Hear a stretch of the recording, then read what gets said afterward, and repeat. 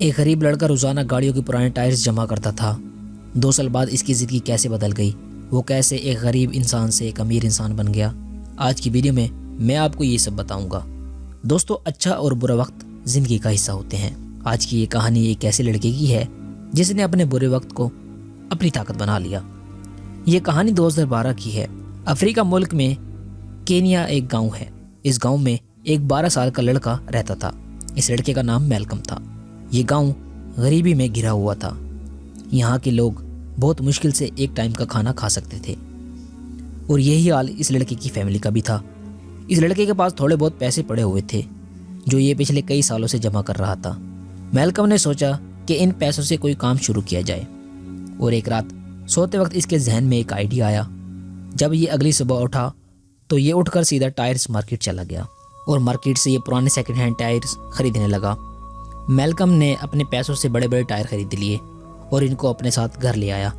अगले दिन फिर इसने यही किया। ये जितने टायर खरीद सकता था खरीदता और अपने घर ले आता।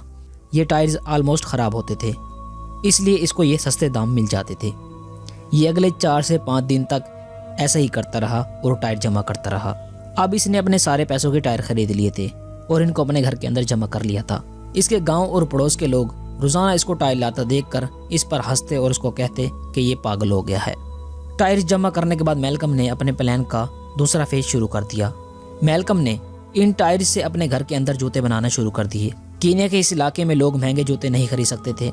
मैल्कम ने सोचा क्यों ना टायर से जूते बनाकर मार्केट में बेचे जाएं। मैल्कम अगले 1 महीने तक जूते बनाने की कोशिश करता रहा और आखिरकार इसने जूते बना लिए। इसके बाद दोस्तों इसकी मेहनत रंग लाना शुरू हो गई। मैल्कम का ये अनोखा आइडिया काम कर गया।